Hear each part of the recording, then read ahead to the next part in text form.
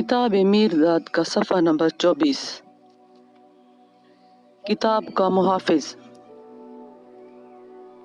اٹھ اے خوش نصیب اجنبی، تو اپنی منزل پہ پہنچ گیا ہے۔ مارے پیاس کے میری زبان حلق سے لگی ہوئی تھی اور سورج کی جھلس رہی کرنوں کی تمازت سے میرا تن بدن تڑپ رہا تھا۔ میں نے ذرا سی آنکھیں کھولیں تو دیکھا کہ میں زمین پر چت لیٹا ہوا ہوں اور ایک آدمی کی سیاہ شبیہ مجھ پہ جھکی ہوئی ہے، اور وہ نہایت شفقت سے میرے ہونٹوں کو پانی سے تر کر رہا ہے اور اسی شفقت سے میرے لاتعداد زخموں کو دھو رہا ہے۔ اس کا جسم بھاری تھا، خد و خال موٹے، ابروں اور داڑھی کے بال گھنے، نگاہ تیکھی اور گہری تھی، اور عمر ایسی کہ جس کا اندازہ لگانا مشکل تھا۔ اس کا لمس نرم اور مضبوط تھا۔ اس کی امداد سے میں اٹھ بیٹھا اور میں نے اتنی دھیمی آواز میں، جو میرے اپنے کانوں میں بھی بڑی مشکل سے پہنچ رہی تھی، پوچھا، میں کہاں ہوں؟ پرستش چوٹی پر۔ اور غار کہاں ہے؟ تمہارے پیچھے۔ اور سیاہ کھائی تمہارے سامنے۔ دراصل اس وقت میری حیرت کی کوئی حد نہیں تھی جب میں نے دیکھا کہ غار سچ مچ میرے پیچھے ہے اور منہ کھولے ہوئے سیاہ کھائی میرے سامنے ہے، اور میں بالکل اس کے کنارے پر تھا۔ میں نے اس شخص کو غار میں آنے کے لیے کہا، جس کے لیے وہ باخوشی مان گیا۔ مجھے کھائی میں سے نکالنے والا کون تھا؟ جس نے تجھے چوٹی کا راستہ بتایا تھا۔ کھائی میں سے اسی نے باہر نکالا ہوگا۔ وہ کون ہے؟ یہ وہی ہے جس نے میری زبان کو باندھ رکھا ہے اور مجھے 150 سال سے اس چوٹی سے جکڑ رکھا ہے۔ تو پھر قیدی راہب کیا تم ہی ہو؟ میں وہی ہوں، مگر تم تو بولتے ہو جبکہ وہ گونگا ہے۔ میری زبان تم نے کھول دی ہے۔ وہ انسانوں کی صحبت سے کتراتا ہے، مگر تم مجھ سے ذرا بھی خوفزدہ دکھائی نہیں دیتے۔ میں سوائے تمہارے سبھی سے کتراتا ہوں۔ تم نے مجھے اس سے پہلے کبھی دیکھا نہیں، پھر یہ کیوں کر ہوا کہ تم دوسرے لوگوں سے دامن بچاتے ہو، مجھ سے نہیں؟ 150 سال سے میں تمہارا منتظر ہوں۔ 150 سال سے؟ ایک دن کی بھی غفلت کیے بغیر ہر موسم، ہر رات میں میری گنہگار آنکھیں ڈھلان کے چکماک پتھروں میں تلاش کرتی آ رہی ہیں کہ اتفاقاً کوئی شخص جیسے کہ تم پہنچے ہو، بغیر چھڑی کے، برہنہ تن اور بے رسد، اس پہاڑ پر چڑھ کر یہاں تک پہنچا ہوا دکھائی دے۔ کئی لوگوں نے اس ڈھلان پر چڑھنے کی کوشش کی، مگر کوئی بھی یہاں تک نہیں پہنچا۔ دوسرے راستوں سے بہت سے لوگ آئے، مگر ان میں سے کوئی بھی بغیر چھڑی کے برہنہ تن اور بے رسد نہیں پہنچا۔ میں نے کل سارا دن تمہاری ترقی پر نگاہ رکھی۔ میں نے تمہیں رات بھر غار میں سونے دیا، مگر پاؤں پھٹتے ہی میں یہاں آیا تو دیکھا کہ تمہیں سانس نہیں آ رہا، لیکن پھر بھی مجھے یقین تھا کہ تم دوبارہ جی اٹھو گے، اور دیکھو تم مجھ سے زیادہ زندہ ہو۔ تم جینے کے لیے مرے ہو، میں مرنے کے لیے جی رہا ہوں۔ سبحان تیری قدرت! یہ سب کچھ اسی طرح ہوا جیسے کہ ہونا چاہیے تھا۔ اب میرے دل میں کوئی شبہ باقی نہیں رہ گیا کہ تم ہی وہ منتخب انسان ہو۔ کون وہ خوش نصیب جس کے ہاتھ میں مقدس کتاب دنیا کے لیے شائع کرنے کے واسطے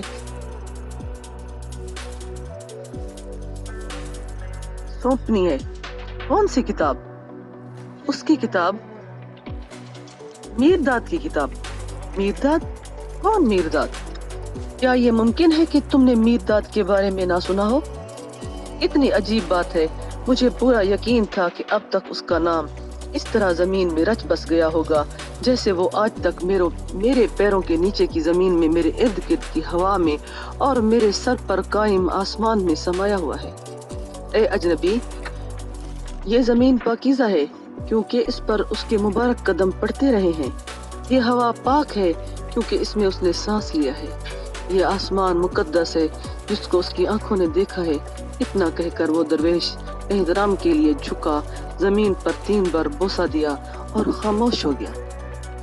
کچھ وقفے کے بعد میں نے کہا، جس شخص کو تم میرداد کہتے ہو، تم نے اس سے متعلق اور زیادہ جاننے کے میرے اشتیاق کو بڑھا دیا ہے۔ तुम तवज्जो दो तो मैं वो सब कुछ बता दूंगा जिसकी बाबत बताने से मुझे मना किया गया। मेरा नाम शमादम है। मैं नूह की कश्ती का सरदार था। जब 9 साथियों में से एक इंतकाल कर गया और उसकी रूह अभी यहाँ से रवाना हुई ही थी कि मुझे बताया गया कि दरवाजे पर कोई अजनबी मुझे बुला रहा है। मैंने फौरन जान लिया कि खुदा ने उसके उस फौत शुदा हुए साथी की जगह लेने के लिए भेजा है। मुझे खुशी होनी चाहिए थी कि खुदा अभी भी कश्ती की हिफाजत कर रहा है, जैसे कि वो हमारे बाप शाम के वक्त से करता आया है। बात अभी यहाँ तक पहुंची ही थी जबकि मैंने उसको बीच में ही ये पूछने के लिए टोक दिया कि चूंकि कुछ मुझे निचले लोगों ने बताया है, क्या वो सच है, यानी कश्ती हजरत नूह के बड़े बेटे ने बनाई थी। उसने फौरन जवाब दिया और जोर देकर कहा, हाँ, ये बात उसी तरह है जैसा कि तुम्हें बताया गया है। फिर उसने अपनी अधूरी बात को जारी रखते हुए कहा, हाँ, मुझे खुश होना चाहिए, लेकिन ऐसी वजूहात की बाइस जो मेरी समझ से कतई बाहर थी। मुझे अपने सीने में उठ रही बगावत का एहसास हुआ। मैंने अजनबी को अभी देखा भी नहीं था कि मेरा सारा वजूद उससे जंग करने पर आमादा हो गया और मैंने उसको ना कबूल करने का फैसला किया। हाँ, मुझे पूरा एहसास था कि उसकी तस्लीम ना करना उन रिवायात की खिलाफ वर्जी होगी जिन पर हमेशा अमल किया जाता रहा है, और ऐसा करना उस खुदा की रूगर्दानी है जिसने उसको भेजा है। जब मैंने दरवाजा खोलकर उसको देखा, वो महज एक नौजवान था जिसकी उम्र 25 साल से ज्यादा न होगी। मेरे दिल में खंजर उगाए जो मैं उसके वजूद में घोंप देना चाहता था। बिरहनतन बज़ाहिर फाकों मारा हुआ और बचाव के सभी वसीलों से, यहाँ तक कि एक छड़ी से भी महरूम। गरज ये कि वो बिल्कुल बेसहारा दिखाई देता था। ताहम उसके चेहरे पर एक खास नूर था जिसका ज़रा बख्तर पहने वो किसी फौजी सरदार से ज्यादा महफूज नजर आया, जिसको जरर नहीं पहुंचाया जा सकता था और जो अपनी उम्र के लिहाज से कहीं ज्यादा बुजुर्ग था। मेरा अंदरूनी वजूद उसके खिलाफ चीख उठा। मेरी रगों में बह रहे खून का एक एक कतरा चाहता था कि उसको नेस्तो नाबूद कर दूं। मुझसे उसकी वजह न पूछो। शायद उसकी चीरती हुई निगाह ने मेरी रूह से नकाब खींचकर उसको नंगा कर दिया था और किसी दूसरे के आगे बेनकाब हुई अपनी रूह देखकर मुझे डर लगने लगा। शायद उसकी पाकीज़गी ने मेरी गंदगी को बेनकाब कर दिया और मुझे उन पर्दों के खो जाने का दुख हुआ जिनको मैंने ना जाने कितनी मुद्दत से अपनी कसाफत को छुपाने के लिए बुनता चला आया था। कसाफत को अपने हिजाबात हमेशा ही से पसंदीदा रहे हैं। शायद इसके और मेरे सितारों के आपस में कोई पुरानी अदावत थी। कौन जानता है, सिर्फ वही बता सकता है। मैंने उससे निहायत तल्ख और बेरहम अंदाज में कहा कि वो हमारी बिरादरी में शामिल नहीं किया जा सकता और उसे वहां से फौरन चले जाने का हुक्म दिया, मगर वो अपनी जगह कायम रहा और मुझे इत्मीनान से दोबारा सोचने का मशवरा दिया। उसके मशवरे को मैंने अपनी शान के खिलाफ समझा और उसके मुंह पर थूक दिया। इतने पर भी वो बरहम हुए बगैर अपनी जगह मुस्तैद रहा और आहिस्ता से अपने चेहरे से थूक पोंछते हुए मुझे एक बार फिर अपना फैसला बदलने के लिए राय दी। जब वो अपने चेहरे से थूक पोंछ रहा था तो मुझे यूं महसूस हो रहा था जैसे कि वो थूक मेरे अपने चेहरे पर पोता जा रहा हो। मैंने ये भी महसूस किया कि मैं मगलूब हो गया हूँ और मैंने अपने अंदर की गहराई में कहीं तस्लीम कर लिया कि मुकाबला बराबर के हरीफों में नहीं, दूसरा हरीफ कहीं ज्यादा ताकतवर है। लेकिन हर शिकस्त ख्वाह वो मुतकब्बिर की हो, मुतकब्बिर की तरह, मगर मेरा गुरूर तब तक जंग तर्क करने के लिए राजी न हुआ जब तक कि उसको चारों शाने चित करके मिट्टी में पामाल न कर दिया जाता। मैं उसकी दरख्वास्त लगभग मंजूर करने ही वाला था, लेकिन इससे पहले मैं उसे जलील हुआ देखना चाहता था, मगर वो किसी भी सूरत जलील नहीं हो रहा था। उसने अचानक मुझसे खाने और कपड़ों के लिए गुजारिश की और मेरी आरज़ुएं फिर से जिंदा हो उठी। अब जबकि भूख और सर्दी उसके खिलाफ मेरा साथ देने को तैयार थी, मुझे यकीन لگا کہ جنگ میں نے جیت لی ہے۔ میں نے یہ کہہ کر خانقاہ کا گزر بسر زکوٰۃ پر ہے اور یہ کسی کو خیرات نہیں دے سکتی، بڑی بے رحمی سے اسے روٹی کا ایک ٹکڑا تک بھی دینے سے انکار کر دیا۔ ایسا کہتے ہوئے میں نے اعلانیہ جھوٹ بولا تھا، کیونکہ خانقاہ بے انتہا دولت مند تھی اور وہ ضرورت مندوں کو روٹی کپڑا دینے سے انکار نہیں کر سکتی تھی۔ میں چاہتا تھا کہ وہ میرے آگے گڑ گڑائے، مگر وہ اس کے لیے تیار نہ تھا۔ وہ اپنا حق سمجھ کر مانگ رہا تھا، اس کی التجا میں حکم کا انداز تھا۔ یہ جنگ کافی دیر تک چلی، مگر وہ ذرا بھی ٹس سے مس نہ ہوا۔ شروع ہی سے اس کا پلڑا بھاری رہا۔ آخر کار اپنی شکست پر پردہ ڈالنے کے لیے میں نے یہ تجویز پیش کی کہ وہ ایک خادم کی حیثیت سے کشتی میں آ جائے، صرف بطور ایک خادم۔ میں نے اپنے آپ کو تسلی دی کہ اس سے اس کی ذلت ہوگی۔ میں اس وقت یہ نہ سمجھ میں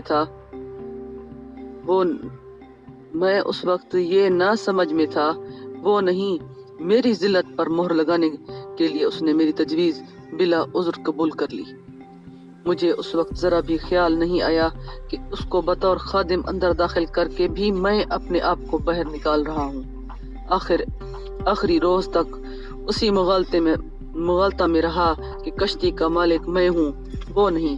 آہ میر داد، تو نے شمادم کے ساتھ کیسا سلوک کیا؟ شمادم تو نے اپنے ساتھ کیا کیا؟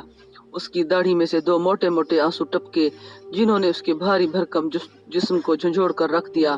میرا دل پگھل گیا اور میں نے کہا، میری تجھ سے التجا ہے کہ جس شخص کو یاد کر کے تیرے آنسو بہہ نکلتے ہیں، اس کا زیادہ ذکر ہی نہ کر، بے چین نہ ہو۔ اے خوش نصیب پیغمبر، یہ تو سردار کے پرانے وقت کا تکبر ہے جو اپنے کینہ کے آنسو کشید کر رہا ہے۔ یہ الفاظ کی طاقت ہے جو اصل معنی کی طاقت کے خلاف دانت پیس رہی ہے۔ تکبر کو رو لینے دو، یہ اس کا آخری ماتم ہے۔ اقتدار کو دانت پیس لینے دو، یہ وہ آخری بار کر رہا ہے۔ کاش میری آنکھوں پر جب انہوں نے پہلی بار اس ربی صورت کو دیکھا تھا، دنیاوی دھند کا پردہ نہ پڑا ہوتا۔ افسوس میرے کان جب ان کو اس کی خدائی دانائی نے للکارا تھا، دنیاوی عقل کے ڈاٹ سے بند نہ ہوئے ہوتے۔ کاش میری آنکھوں پر جب انہوں نے پہلی بار اس ربی صورت کو دیکھا تھا، دنیاوی دھند کا پردہ نہ پڑا ہوتا۔ افسوس میرے کان جب ان کو اس کی خدائی دانائی نے للکارا تھا، دنیاوی عقل کے ڈاٹ سے بند نہ ہوتے۔ کاش میری زبان پر جب وہ اس کی روحانی لذت سے شرابور زبان سے ٹکرائی تھی، مادیت کی تلخ حلاوت کی تہ نہ جمی ہوتی، مگر اپنے الہام کا خس و خاشاک میں نے بہت کچھ کاٹ لیا، ابھی بہت کچھ کاٹنا باقی ہے۔ وہ 7 سال تک ایک عاجز خادم کی طرح ہمارے درمیان رہا، شریف، چوکس، بے ضرر، غیر مخل۔ وہ کسی بھی ساتھی کے ذرا سے اشارے پر کچھ بھی کرنے کو تیار تھا۔ وہ اس طرح چلتا پھرتا جیسے ہوا پر سوار ہو، وہ اپنے منہ سے ایک لفظ بھی نہیں نکالتا تھا۔ ہمارا یقین تھا کہ اس نے خاموش رہنے کی قسم کھا رکھی ہے۔ شروع میں اس سے چھیڑ خانی کرنے کو ہمارا دل مچلتا تھا۔ وہ اس چھیڑ خانی کا جواب غیر فطری سکون سے دیتا، اور جلد ہی ہم اس کی خاموشی کا احترام کرنے پر مجبور ہو گئے تھے۔ دوسرے ساتھیوں کے برعکس جو اس کے پرسکون رہنے پر خوش تھے اور اس سے سکون حاصل کرتے تھے، مجھے وہ سکون جابرانہ اور دل شکن لگتا تھا۔ میں نے اسے درہم برہم کرنے کی بے حد کوشش کی، مگر سب کچھ بے سود۔ اس نے ہمیں اپنا نام میر داد بتایا تھا۔ وہ اس نام سے مخاطب کیے جانے پر ہی بولتا تھا۔ اس کے بارے میں ہمیں بس اتنا ہی معلوم تھا، پھر بھی ہمیں اس کی موجودگی بڑی شدت سے محسوس ہوتی تھی، اتنی شدت سے کہ جب تک وہ اپنے حجرے میں واپس نہ چلا جاتا، ہم آپس میں بہت کم ہی بولتے تھے۔ نہایت ہی ضروری باتوں کے لیے بھی اکثر چپ رہتے تھے۔ وہ خوشحالی کے سال تھے۔ میر داد کے پہلے 7 سال ان برسوں میں خانقاہ کی املاک میں 7 گنا بلکہ اس سے زیادہ اضافہ ہوا تھا۔ اس کے تئیں میرا دل نرم ہو گیا، اور یہ دیکھتے ہوئے کہ پروردگار نے ہمارے پاس کسی اور کو نہیں بھیجا، میں نے اس کو ایک ساتھی کے طور پر تسلیم کرنے کے لیے اپنے ساتھیوں کے ساتھ سنجیدگی سے مشورہ کیا۔ تبھی ایسا واقعہ ہوا جس کا کسی کو خواب و خیال بھی نہیں تھا، جس کا کوئی قیاس تک نہ کر سکتا تھا۔ یہ غریب شمادم تو بالکل نہیں۔ میرداد نے اپنی خاموشی توڑی اور ایک طوفان برپا کر دیا۔ اس نے اپنے ان خیالات کو زبان عطا کی جو اتنا عرصہ اس کی خاموشی نے چھپا رکھے تھے، اور وہ اس طرح تیز و تند لہروں کی طرح یکا یک ٹوٹ نکلے کہ ان کے بہاؤ کی طاقت کے مقابل میرے تمام ساتھیوں کے پاؤں اکھڑ گئے، سب کے سوائے اس غریب شمادم کے جو آخر تک ان سے لڑتا رہا۔ میں نے سردار کی حیثیت سے اپنی طاقت کا مظاہرہ کرتے ہوئے اس طوفان کا رخ موڑنا چاہا، مگر ساتھی سوائے میرداد کے کسی دوسرے کا اقتدار تسلیم کرنے کو تیار نہ تھے۔ میرداد مرشد بن گیا اور شمادم بے یار و مددگار ہو کر رہ گیا۔ میں نے عیاری سے کام لیا۔ میں نے کچھ ساتھیوں کو سونے چاندی کی بیش قیمت رشوتیں پیش کیں، دوسروں کو زرخیز زمین کے وسیع رقبے دینے کا وعدہ کیا۔ میں کم و بیش کامیاب ہو ہی گیا تھا جب میرداد نے کسی غیبی طریقے سے میری کوششوں کا سراغ لگا لیا اور بلا تردد صرف چند ہی الفاظ سے ان سب پر پانی پھیر دیا۔ جو عقیدہ اس نے پیش کیا وہ نہایت عجیب اور پیچیدہ تھا۔ کتاب میں اس کا مفصل ذکر ہے، اس کے بارے میں مجھے کچھ بھی بتانے کی اجازت نہیں ہے۔ اس کا انداز بیان اس قدر مؤثر تھا کہ برف تارکول نظر آنے لگے اور تارکول برف دکھائی دینے لگے۔ اس کی کہی ہوئی بات بڑی کٹیلی اور زوردار تھی۔ اس ہتھیار کا سامنا میں کس چیز سے